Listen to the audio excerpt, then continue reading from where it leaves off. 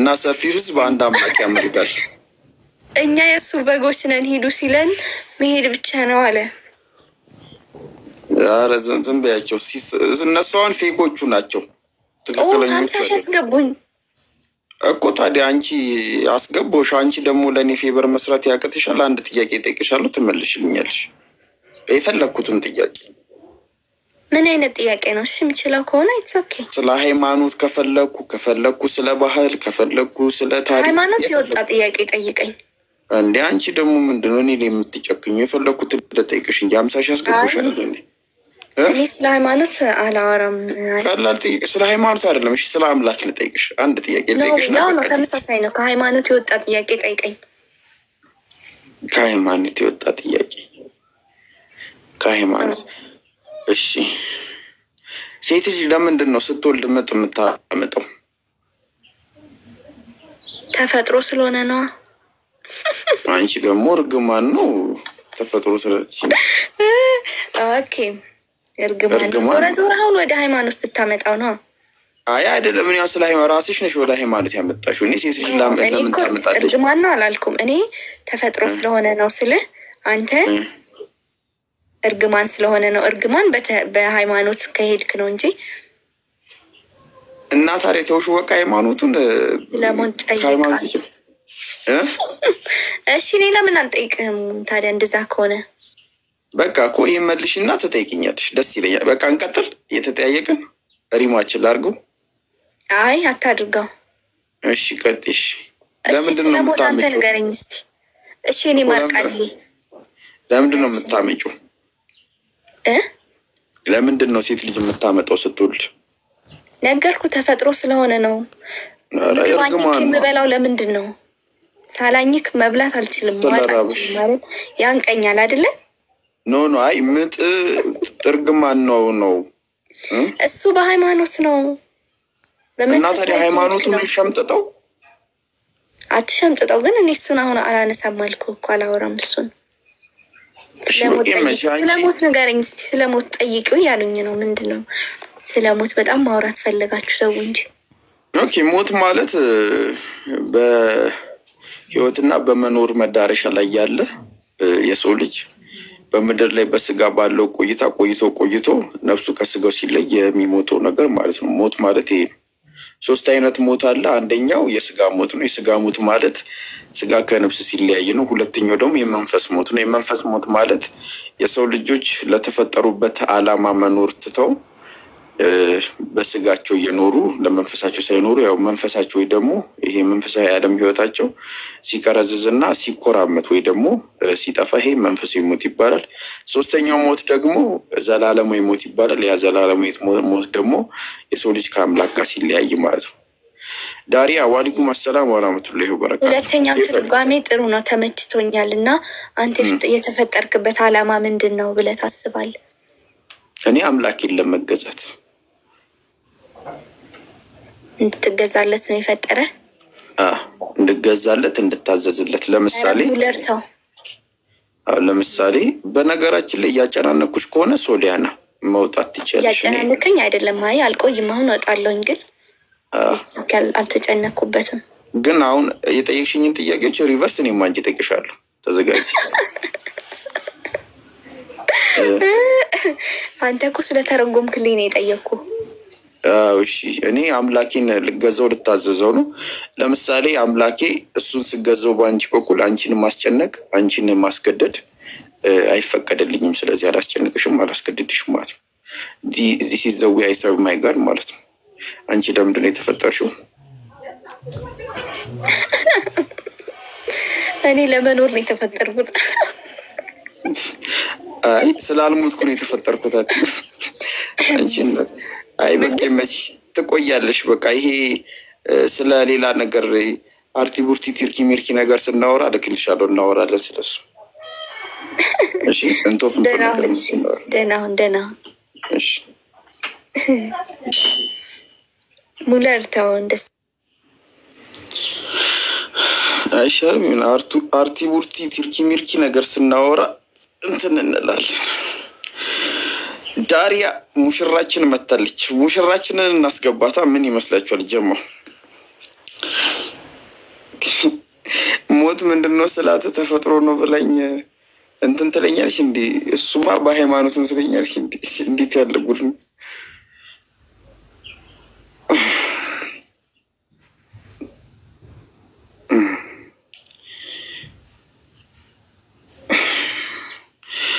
አብርሃም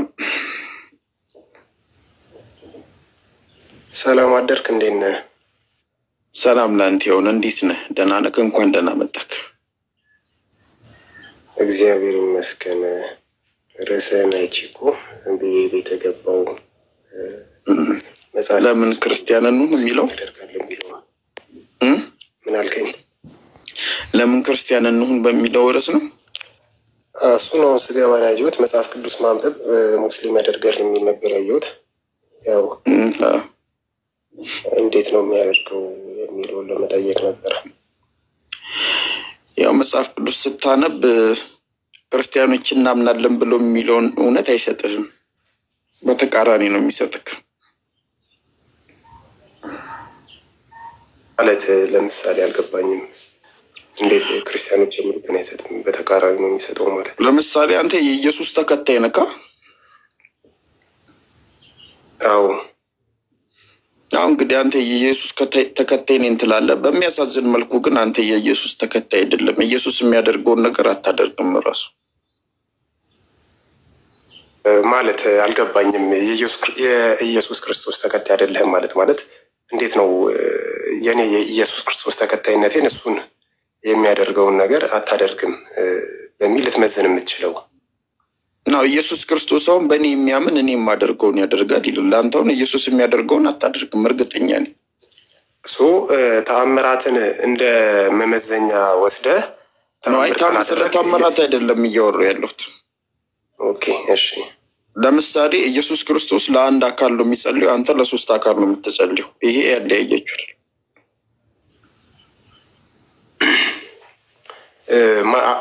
በግልጽ የተቀመጠ ነገር አለ እንዴ? አሁን ክርስቶስ ለአንድ አካል ጸልዩአል የሚል በግልጽ የተቀመጠ አለ? የሉቃስ ወንጌል ምዕራፍ 22 ቁጥር 41። እስቲ አጠገብ መጽሐፍ ቅዱስ የለም ብታነብልኝ ደስ ይለኛል፣ አጠገብ ካለ። እንደ ክርስቲያን ግን ይህንን አለማወቅ ራሱ ያሳዝናል። ኢየሱስ ክርስቶስ ለማስረዳት ስለሆነ ምንም ችግር የለውም። ይህንን ካላወቅክ ምኑን ክርስቲያን ሆንኮ ብዬ ነው አብሽዬ። ጃቢርዬ ክርስትናዬን ታየዋለህ። አሁን ጥቅሱን ነገረኝ ወይ ደግሞ ድጋሚ እንትበለኝና እኔ አነብልሃለሁ፣ ችግር የለውም ሀቢቢ። የድንጋይ ውርወራ ያክል ለእነርሱ ፈቀቅ ብሎ እየሰገደ ጸለየ፣ እንዲህም አለ፣ አባቱ ብትፈቅድ ይህ ጽዋ ከእኔ አሳልፍ፣ ነገር ግን የአንተ ፍቃድ ይሁን እንጂ የእኔ ፍቃድ አይሁን ብሎ ይጸልይ ነበረ ኢየሱስ ክርስቶስ ለአባቱ ማለት ነው። አሁን እዚህ ጋር እኮ አንድ አካልነት አብን ጠቀሰ እንጂ ስለ አንድ አካልነት ብቻ ወይም ደግሞ አንድ አካል ብቻ እንዳለ የሚናገር ጥቅስ አይደለም። መጽሐፍ ቅዱሳችን ላይ ብዙ ቦታ የተለያዩ ቦታዎች ላይ አብን ብቻ ማዕከል አድርጎ የተጻፈበት አለ። ለምሳሌ ብዙ ቦታ ስታይ እግዚአብሔር ኢየሱስ ክርስቶስ ለአብ ብቻ ነው የሚጸልዩ የነበረው ሀቢቢ። ኖ አይደለ? እኔ ደግሞ ያናዳሽ መጽሐፍ ቅዱስ ኖ ኢየሱስ ክርስቶስ ለአብ ብቻ ነው የሚጸልየው። ለመንፈስ ቅዱስና ለወልድ የጸለየበትን ማስረጃ ስጠኝ አንተ። በቀጣይ ይኸው ለአብ እንደሚጸልይ ያሳየውክ። ቆይ እሺ አዳምጠኝ። ይኸውልህ ኢየሱስ ክርስቶስ በራሱ ከሶስቱ አካል አንዱ አካል ነው። ለአብ ጸልዩአል፣ ለወልድ ጸልዩአል፣ ለመንፈስ ቅዱስ ጸልዩአል ተብሎ ተከፋፍሎ አይነገርም። ሲጀምር ለአብ እንደጸለየለት አሳየውክ እኮ አብርሃም። ይኸው ለአብ ጸለየለት ያዳምጠኛ ኖ ለአብ ጸለየለት እንደ አትዋሻ እንዴ ብሩ። ለአብ ጸለየለት እያለ እያሳየውክ ሌላ ነገር ታደርጋለህ። ለምን አታዳምጠኝም? ካላዳመጠኝ ምኑን ያልሆነውን ነገር አውርታ አትጀምራ። በቃ እውነቱ ላይ ቆመ ካወራ ቀጥል እኮ። ለምን አታዳምጠኝም? አዳምጠኝና ከዛ በኋላ ይስተት ነው ትለኛለህ። አይሻልም እንደዛ? እሺ ቀጥል። እሺ መቼስ እና ብዙ ጊዜ መጽሐፍ ቅዱስ ላይ አለ። ይሄ የተለመደ ነገር ነው። ለአብ ማዕከል ተደርጎ ብዙ ጊዜ ይነገራል እንደዚህ አይነት ነገሮች ማለት ነው። እና ክርስቶስ ዋነኛ ዓላማው ከአብ አንሶ ወይም ደግሞ የመለኮትነት ባህሪ ስለሌለው ለአብ መጸለዩ አይደለም። እዛ ቦታ ላይ እየተናገር ያለው ዋነኛ ዓላማው ምንድን ነው? ጸሎትን ማስተማር ነው። ጸሎትን ማስተማር እስከሆነ ድረስ ኖርማሊ ምን አደረገ? ያው ለአብ ሲጸልይ ተመለከትን እንጂ አንድ አካል ብቻ ስላለ ለእሱ ለአንድ አካል ብቻ ወይም ደግሞ አብ ብቻ ሌላ ወልድና መንፈስ ቅዱስ የሚባሉ አለመኖራቸውን የሚያመላክት ጥቅስ አይደለም።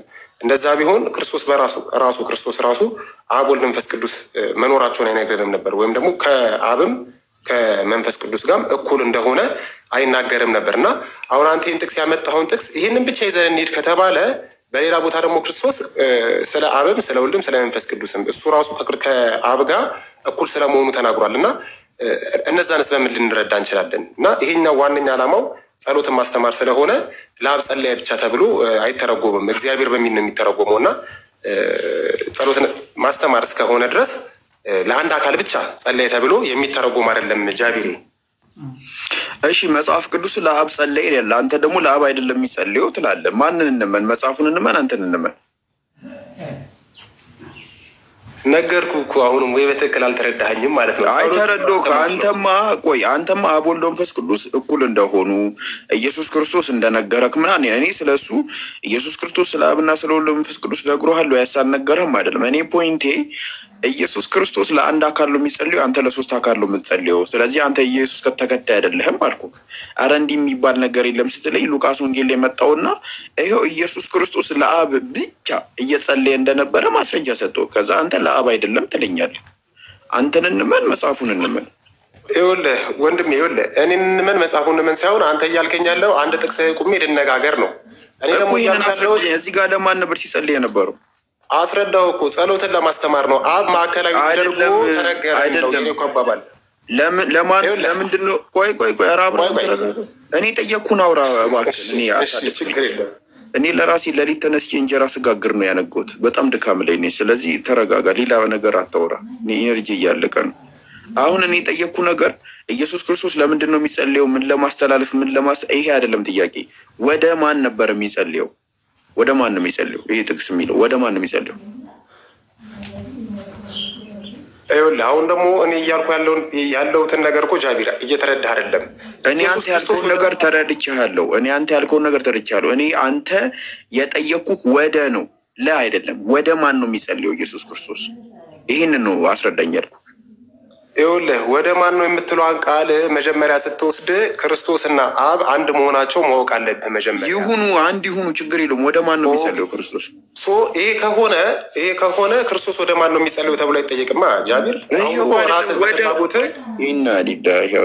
አማርኛ እንዲ የምናወረው ብሩ እኔም አማርኛ ብራዘር እኮ ቆይ ላስረዳክ።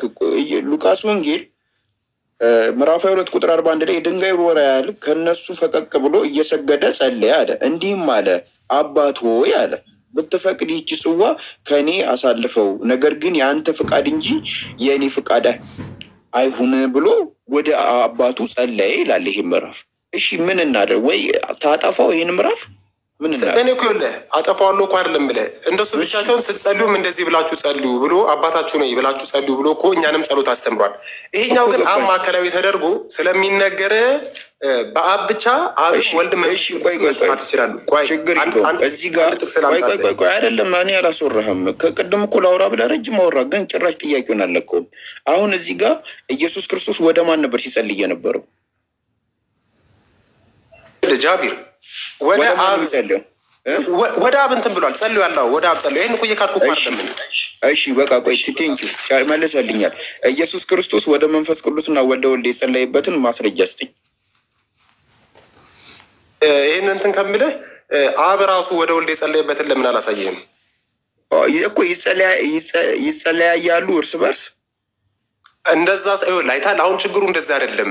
እንደዛ እንትን ማለት አይደለም። ጸሎት በባህሪው ማለት ነው ምስጋናን እንትን ታረገ። አንደኛ ምስጋና ነው። ምንም ይሁን እኮ እኔ ከዛ ሌላ ያርሱ ምን አትረዳም ጃቢሬ? ካልተረዳህ እንዴት አድርጌ ላውራሽ? ምን እንዳውራ ነው የፈለከው? ምን መሰለህ፣ ጸሎት ምስጋና ሊሆን ይችላል፣ ንግግር ሊሆን ይችላል። እሱ ችግር የለውም። አብ ለወልድ ደግሞ ሲጸልይ ነበረ። ይሄ አዲስ ትምህርት ነው። አሳየን፣ ችግር የለውም። አይ አንተ አሁን እንትን አደረግኳ ምን እንድል ወይ የፈለከውን ነገር ይህንን በለኝ እኔን ማትረዳኝ ከሆነ ማታዳምጠኝ ከሆነ ይህን ጥቅስ ኢየሱስ ክርስቶስ ወደ አብ ብቻ ነበር ሲጸልይ የነበረው። ወደ ወልድ አልጸለይም፣ ወደ መንፈስ ቅዱስ አልጸለይም። ጸልያል የምትል ከሆነ መጽሐፍ ማስረጃ ትቀጥላለህ። እኔ እኮ እያልኩ ያለሁት በአብ ብቻ አብንም ወልድንም መንፈስ ቅዱስንም ማካተትና መናገር ትችላለህ። በባህሪ ስለሆኑ ወደ አባቱ ጸለይም ወደ አባቱ ስም አዳምጠኛ፣ ችግር የለም። በአባቱ ልጅ ይጠራል፣ ችግር የለውም። እኔ ላቅልልልህ። የኢየሱስ ክርስቶስ አምላክ ማን ነው? የኢየሱስ ክርስቶስ አምላክ ማን ነው ማለት አምላክ የለውም በስጋ? ይኸውልህ አሁንም በስጋ አምላክ የለውም ሲባል ምንታዊነትን ታመጣለህ። በስጋ አምላክ የለውም ሲሆን ክርስቶስ ራሱ ስጋውን ፈጥሮ እንደተዋሃደ አባቶችን ማስተምረውናል። ይሄ ምንም የሚገርም ነገር አይደለም። ኢየሱስ ክርስቶስ የራሱን ስጋ እንደፈጠረ ማስረጃ ስጠኝ ማለት ማስረጃ ስጠኝ ማለት ከምን ነው ማስረጃ የምንሰጥህ? ከመጽሐፍ ቅዱስ ነው። አሁን ኖርማሊ ጃቢሬ በቃ በጨበጣው ነው ወሬው ጨዋታው። እኔ አብ እንደፈጠረው ማስረጃ ሰጣለሁ ከፈለክ አንተ ወልድ ራሱ እንደፈጠረው ስጠኝ። ችግር የለም። አናርዝመው። ኢየሱስ ክርስቶስ አምላክ አለው የለውም እንዴ? ለምን እሺ ምን እንድመልስልን የፈለከው? ወይ አዳምጥ ወይ ቶ ምንድነው ብቻ የምታምንበትን ኢየሱስ ክርስቶስ አምላክ አለው የለውም? ይኸውልህ ኢየሱስ ክርስቶስ በስጋው አምላክ አለው። ይሄን ማንም ያምናል። ማን ነው አምላኩ በስጋው? ራሱ ለራሱ አምላኩ ነው። ራሱ ስጋውን ስለፈጠረ ማለት ነው። እሺ ራሱ ለራሱ አምላክ ነው። ራሱ ለራሱ አምላክ ነው የሚል ማስረጃ ስጠኝ። አንደኛ ቆሮንቶስ ምዕራፍ 1 ቁጥር 15 ላይ ሁሉን ነገር በክርስቶስ እንደተፈጠረ ይናገራል። እሱን አይደለም የጠየቀው፣ ራሱ ለራሱ አምላክ እንደሆነ ማስረጃ። ሁሉን ነገር ክርስቶስ እንደፈጠረ ለምሳሌ ይናገራል መጽሐፍ ቅዱስ ላይ። እሱ ደግሞ ፈጣሪ እንደሆነ ማለት ነው። መጽሐፍ ቅዱስ ደግሞ ክርስቶስ ሁሉንም ነገር እንዳልፈጠረ አብ ፈጥሮት በሱ ላይ በፍጥረቱ ላይ ወልድን እንደሾመ ይላል መጽሐፍ ቅዱስ። አይ እንደዛ የሚል መጽሐፍ ቅዱስ ላይ የለም። ክርስቶስ ሁሉ እንደፈጠረ ለምሳሌ ዮሐንስ ወንጌል ምዕራፍ 1 ቁጥር 3 ላይ ቆይ አሁን ምን መሰለህ አብርሃም፣ ችግሩ ከኔ ጋር ስታወራ እኔ ሳወራ መረጃ ጠይቃለሁ፣ አንተ ግን ስታወራ ማስረጃ አትጠይቀኝም። እኔ ማስረጃ ልስጥክ። አብ ፈጠረና ምድርን ሰማይ ሁሉን ነገር በዛ በፍጥረቱ ላይ ደግሞ ወልድን ሾሞ ልስጥ ማስረጃ። እኔ ደግሞ ሰጥቻለሁ እኮ አንደኛ ቆሮንቶስ ምዕራፍ 15 እኮ ነግሬሃለሁ። የኔን ልስጥክ። ችግር የለም ንገረኝ። ዕብራውያን 2 ላይ ቆይ ላንብበል። አንተ በክርስቶስ አዲስ ፍጡር ነካ?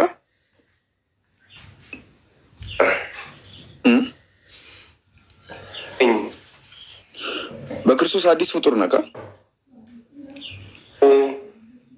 በክርስቶስ አዲስ ፍጡር ነክ ሲባል ኢየሱስ ክርስቶስ እንደ አዲስ ይፈጥራል ማለት ነው ወይስ ምን ማለት ነው? እንደዛ ማለት አይደለም።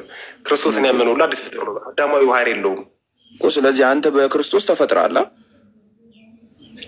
አዎ ተፈጥሬያለሁ። እሺ ዕብራውያን 2:7 ላይ ከመላእክት ጥቂት አሳነስከው፣ የክብርና ምስጋና ዘውድ ጫንክለት፣ በእጆች ስራ ላይ ሁሉ ሾምኮ ይሏል። ስለ አብና ስለ ወልድ ሲናገር የእጆች ስራ የተባለው ማን ነው? የእጆች ስራ የተባለው ይኸውልህ፣ አሁንም እኮ ክርስቶስ ስማ፣ ስንናገር ስለ መለኮቱ ብቻ እንደማናገር ታውቃለህ አይደለ? ክርስቶስ እኔ ችግር የለውም። አሁን እና እዚህ ጥቅስ ላይ ቆመህ ካወራ ሌላ ቦታ አትሄድ። አሁን እንዴት አድርጌ እንዳስረዳህ ነው የፈለግከው? ወይ አዳም የጠየቅኩህ አይደለም፣ የጠየቅኩህን ተረዳ። አሁን እዚህ ጥያቄ ላይ የጠየቁህ ሿሚ አለ፣ ተሾሚ ያለ ደግሞ የተሾመበት ነገር አለ። ሿሚ ማን ነው? ስማ ይኸውልህ አንድ ነገር ላስረዳህ። ማን ነው ሿሚው? ማን ነው? ስማኝ አንድ ላስረዳህ። አንድ ስማኝ፣ በጌታ በኢየሱስ ክርስቶስ ነብሮ ማታዳምጠው እኔ ያመኛል ጆሮዬን። ሿሚው ማን ነው? አንተ እኮ ነው እያሳመምከን ያለው ጃቢር። ማታዳምጥ ከሆነ እኮ ያማል። ዝም ብለህ ብቻዬን ላውራ የምትል እኮ ኤክስ የምትለው አንካትና ውረድ። እኔ በእኔ የተነሳ እንድትታመም አልፈልግም። ሿሚው ማን ነው? ይኸውልህ እዛው ሿሚው ማን ነው ሀቢቢ? ኧረ በጌታ ላስረዳህ። ሿሚው ማን ነው? በል ሰላም ዋል። በቃ ብቻህን የምታወራ ከሆነ ጀለሶችን አስገባና ብቻህን ታወራለህ። ፈርቼ እኮ ነው ታውቃለህ፣ እንዳታሳምን ጃቢር። አውቃለሁ እኔና አንቺ ድሮ ነው የምንተዋወቀው ገና ሳትሰልም። እሺ አውቃለሁ እንደምትፈራኝ። ሿሚው ምን እንደሆነ አትናገርም? ያሳዝናል። ባስረዳህ አይሻልም? ጥርሱ ለምን እንደተባለ ነገረኝ። ማን ሿሚ ለምን እንደተባለ አብ ነው። ችግር የለውም አብ ነው እልሃለሁ። ችግር የለብኝም እኮ። ተሿሚው ማን ነው? ይሄንን ነው ላስረዳ የፈለግኩት እኮ። ተሿሚው ማን ነው? ይሄንን ነው ማስረዳ። ሿሚው ሳይሆን ለምን እንደተባለ ላስረዳ። ታስረዳኛለህ። ተሿሚው ማን ነው? በቃ እኮ ላስረዳ። ይሄንን ነው ማስረዳ። ተሿሚ አሁን እኮ ጠንካራ ብለህ ሿሚ ለስጋው የተነገረ አንድ ያጣላል። ተሿሚ ለስጋው የተነገረ ብራዘር እኮ ገባኝ። ተሿሚው ማን ነው? ለስጋው የተነገረ ነው። ይሁን ችግር የለውም። ተሿሚው ማን ነው? ለስጋው የተነገረ ነው። በቃ ይሁን ለስጋው የተነገረ ነው። ተሿሚው ለስጋው የተነገረ ነው። ለስጋው የተነገረ ነው። ሰምተናል። ተሿሚው ማን ነው? ተሿሚው ለስጋው ለክርስቶስ ለስጋው የተነገረ ምክንያቱም ይኸውልህ። አይ ነው። ተሿሚው ማን ነው? ለስጋው ይኸውልህ ለክርስቶስ ለስጋው የተነገረ ነው። ስጋውም አምላክ ስለሆነ ማለት ነው። ስጋ አምላክ ስለሆነ እኮ ተሿሚው ማን ነው? ብራዘር ምንድን ነው ተሿሚው ማን ነው? አማርኛ የነገርኩህ እየመለስኩልህ ይቅርታ፣ ሁለተኛ ቋንቋ ነው። ሙዲን ነፋኒ ተሿሚው ማን ነው? እየመለስኩልህ እኮ ነው። የክርስቶስ እኮ ተሿሚው ለስጋው የተነገረ የክርስቶስ ስጋ። ኦኬ፣ ክርስቶስ ነው ተሿሚው። ለክርስቶስ ለስጋው የተነገረ ምክንያቱም ፍጹም ሰው ፍጹም አምላክ ስለሆነ ማለት ነው እኮ። ተሿሚው ማን ነው? የክርስቶስ ስጋ አልኩህ እኮ። ለክርስቶስ ፍጹም ሰው ፍጹም አምላክ ስለሆነ ሹመቱ ለክርስቶስ ነው። ሹመቱ ለክርስቶስ ስጋ ነው የሚል ማስረጃ ሰውነቱ አምላክን ማግኘቱን። እሺ ጎበዝ፣ እንደዛ ነው የሚጠየቀው። ጎበዝ ለምሳሌ እዛው የዕብራውያን መልእክት ምዕራፍ 1 ላይ ማለት ነው አብ ስለ ወልድ የሚናገረው ነገር አለ አይደለ? እሺ አብ ስለ ወልድ የሚናገረው ነገር አለ። ለምሳሌ ከቁጥር 6 ጀምሮ ስታየው ከቁጥር 5 ጀምሮ ስታየው አንተም ልጅ ነህ ዛሬ ወልጄሃለሁ፣ ደግሞ ምን ያባቱ ሆናለሁ እርሱም ልጅ ይሆነኛል ይላል። ያለው ከቶ ለማን ነው? ደግሞም በኩር ወደ ዓለም ሲያስገባ ይላል። ደግሞ በኩር ወደ ዓለም ሲያስገባ ምክንያቱም ይኸውልህ በኩር ኢየሱስ ክርስቶስ ወልድ ወደ ዓለም የሚገባው ስጋ ለብሶ ነው። ስጋ ሊዘጋጅለት ይገባል እና ይሄ ስጋ በራሱ እንትን እንደሆነ አምላክ እንደሆነ የአምላክነትን ክብር እንዳገኘ ስጋ ማለት ነው። በቃ በባህሪ አምላክ እንደሆነ እየተናገረ ነው። ምን ማስረጃ ልሰጠኝ ነበረ? ምን ማስረጃ ልሰጠኝ ነበረ? ምን ማስረጃ ወልድ ወደ ዓለም ሲገባ ስጋ ስለተዘጋጀ በቃ አብርሽዬ፣ ስጋ ስለተዘጋጀ የተላለፍነው ነገር አለ። አሁን ምን መሰለክማ እኛ ሲጀመር አንተ ስለላክን ያስገባው እንጂ ለመወያየቱ ማሰብ አልነበረና ቱ ዘ ፖይንትም እያወራክ አይደለም። ማታ ትመጣለህ። ምን እያወራሁ ነው? እኔ ችግር የለም እመጣለሁ፣ ያለበት እመጣለሁ፣ ምንም ችግር የለውም። ማታና በቃ ማታናና በብርሃን እንድመላለስ ጥረትን ታደርጋለህ ወይ? እኔ ቆብህን አስደርግሃለሁ። ችግር የለም። ወይ ታስደርገኛለህ ወይ አስደርግሃለሁ። እድሜ ልክ የምትጠይቃትን አንድ ጥያቄ አስተውሃለሁ በእርግጠኝነት ማለት ነው። እኔ ግን ሳድግ እንዳንተ ነው እንፈልገውን ኢነርጂህን ቅንነትህን ሳላደንቅ ማለፍ። ችግር የለም። እግዚአብሔር የማይሸከመው ድንጋይ ይፈጥራል የሚለውን ጥያቄ አስተውሃለሁ። እኔ መች እሱን ጠይቅ። እኔ እንደዚህ አይነት ጥያቄ ችግር የለም። ማታ ስንት ሰዓት ላይ ልምጣ? ማታ 2 ሰዓት ላይ ና 2 ሰዓት ላይ አህዮቼን ወደ በረት አስገብቼ ያንተም ቆብን አጥባታለሁ። እስከ 2 ሰዓት ትደርቃለች ኢንሻአላህ። በቃ እና 2 ሰዓት። መልካም ቀን። አላህ ይጠብቅህ። እሺ አሜን አሜን። እግዚአብሔር ይጠብቅ አንተንም። አሜን ብሎ እሺ። አሁን ዲድና ቆቤድ አሁን ዛሬ ማለት ነው ጣፋጭ የሆነ ፕሮግራም አለ። ዳሪያ ሰላም አለይኩም ወራህመቱላሂ ወበረካቱ። ያ ኡክቲ ዋሌይኩም ወሰላም ኬፋሊያ ወራህመቱላሂ ወበረካቱ። ኦኬ ዋሌይኩም ወሰላም ወራህመቱላሂ ወበረካቱ። ያ አሂ ትያለሽ። ከዛ በኋላ ያ አሂ ቆየቺ ፈቲኩ ነግቢና አስተምሪያት ብላት ምንም አላለች። ኡስታዝ ኢማም አሊ ሰላም አለይኩም ወራህመቱላሂ ወበረካቱ። ያ ኡስታዝ አለይኩም ሰላም ወራህመቱላሂ ወበረካቱ። እንዴት ኖት? ደህና ናቸው? ደህና ነን። ጠፉ እኮ ሜዳ ላይ በትነው። ኧረ ማይበጃቸው ይበተን። ማታ እኮ ነበርኩኝ። እንዲህ ነበሩ። እኛ እኮ ዳሪያ ኡስታዝ ኢማም አሊ የት አሉ? እንደው ያ ትምህርታቸውን አፍቀውኝ በቃ እንዲሁ እያለቀሰች የተኛችው የእሳቸውን ትምህርት ሳልሰማ ብላ ማታ በቃ አስገቡኝ ብል በቃ በሩ ጠበበ፣ መግባት አልቻልኩም። ገቢና ወጪ በዛዋ። አይ በቃ ዝም ብዬ ብመለከት ይሻላል ብዬ። በጠዋት መምጣቱ ደግሞ የበለጠ አሪፍ ነገር ነው እና አልሐምዱሊላህ አንድ እህት አግኝተናል። አላህ እንግዲህ ያስናት። ደህና ነኝ ኡስታዝ። ደህና ሰነበትሽ? እሰይ እንኳን ደህና መጣሽ። እኛም እንኳን በሰላም ቆየንሽ።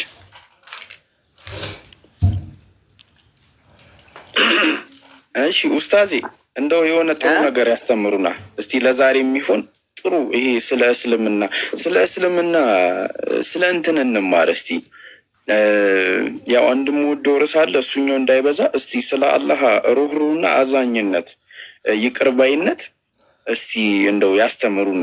በቃ እንዲህ ባማረ ለዛው ያስተምሩን እንማር። እንግዲህ ዳሪያ አሁን ሙሽራችን ናት፣ እንንከባከባታለን። ያው ቡፌው እንደሚያዩት ነው ተዘጋጅቷል። እርሱ ደግሞ እስቲ ስለ አላህ ሩህሩህና አዛኝነት ይቅርባይነት ምን ያህል የአላህ እዝነት ሰፊ እንደሆነ እንግዲህ እስቲ ቢያስተምሩን ደስ ይለናል። ዳሪያ ምን ይመስልሻል? አሪፍ ርዕስ ያስተምሩን። እስቲ ስለሱን ንጽጽር የለም ዛሬ ስንማር ነው የምንውለው ኢንሻአላህ። ኡስታዝ ይቀጥሉ። ያ ጀማ ደግሞ ታብታብ እያደረጋችሁ ትምህርት ስሙ። ታብታብ እያደረጋችሁ ማለት ነው። ለዳሪያ ጓደኛ ለኤደን ዱዓ አድርጉላት፣ ሁለተኛ እህታችን እንድትሆን ማለት ነው። ቀጥሉ ኡስታዝ። እሺ በጣም አመሰግናለሁ። አላህ ይስጥልኝ። እኔ በቅድሚያ እህታችንን አላህ ያጽናሽ፣ አላህ ሁላችንንም እስከ መጨረሻው ፍጻሜያችንን ያሳምርልን። ነብዩ መሐመድ አለይሂ ሰላቱ ወሰላም ምን ብለው ዱዓ ያደርጋሉ መሰላችሁ? اللهم يا مقلب القلوب ثبت قلبي على دينك ይላሉ። اللهم يا مقلب القلوب اللهم ማለት አንተ ጌታዬ አንተ አምላኬ ማለት ነው። ያ ሙቀሊበ القلوب ልቦችን ገለባባጭ የሆንከው አምላኬ አሉ። ልቦችን ገለባባጭ ነው አላህ።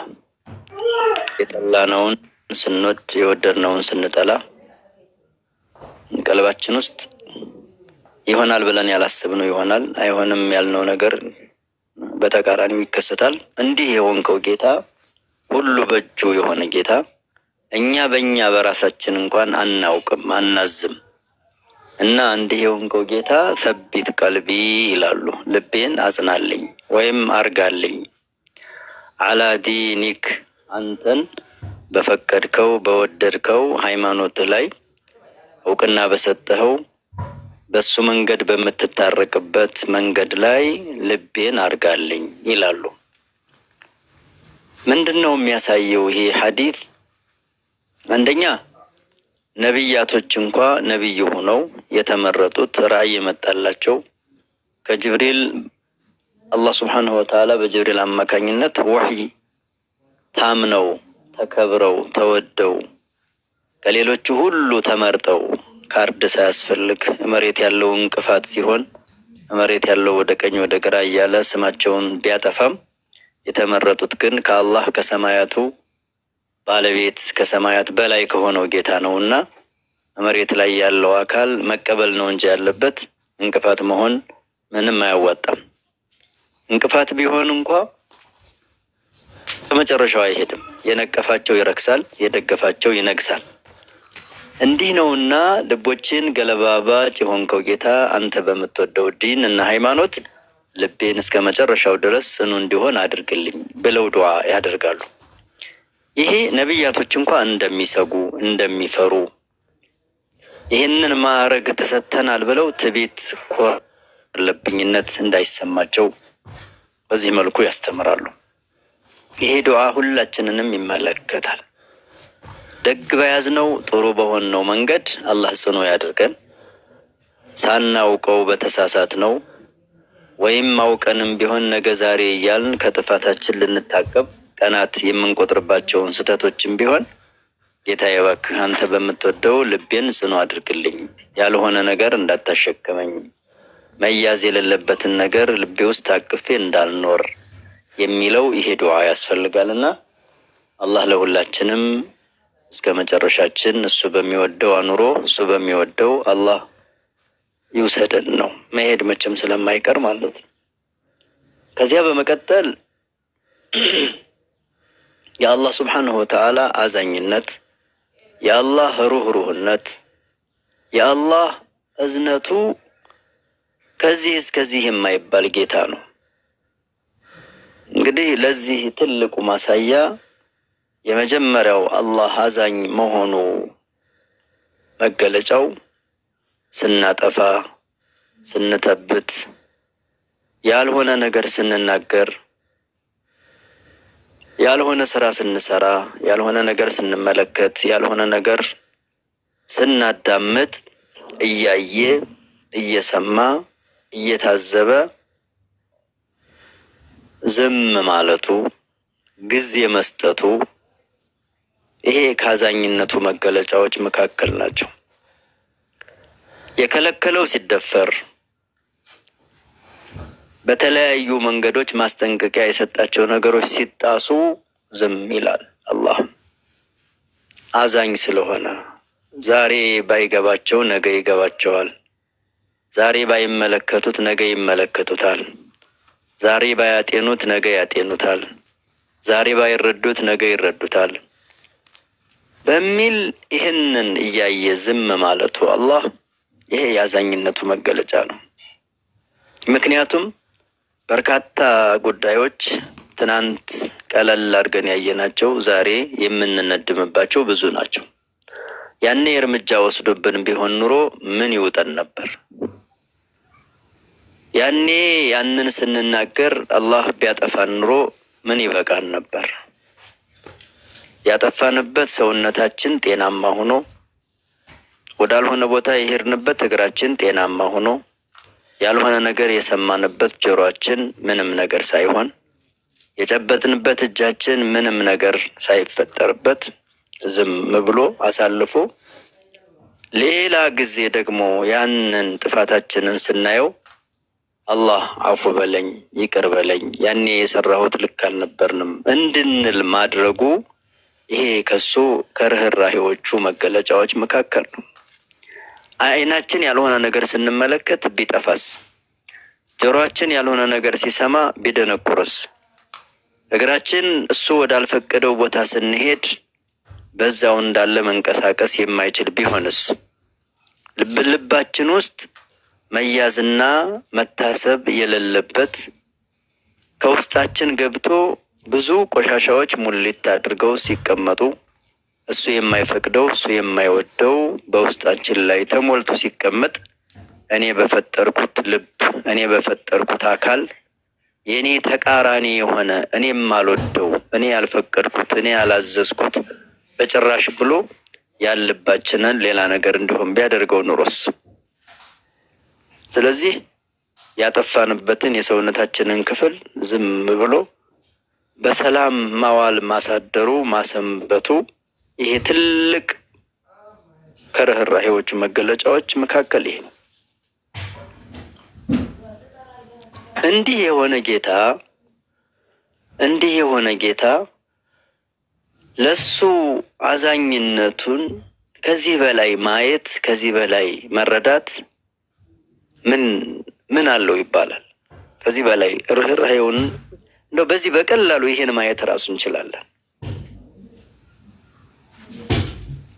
እዚህ ነብዩ ሰለላሁ ዐለይሂ ወሰለም ምን ይላሉ? አላህ ሱብሓነሁ ወተዓላ የሰው ልጆች አጥፊዎች ነን እንጂ ከጥፋት አንወገድም እንጂ አላህ ምንም ነገር መሬት ላይ ባታጠፉ ጥፋትን ባትፈጽሙ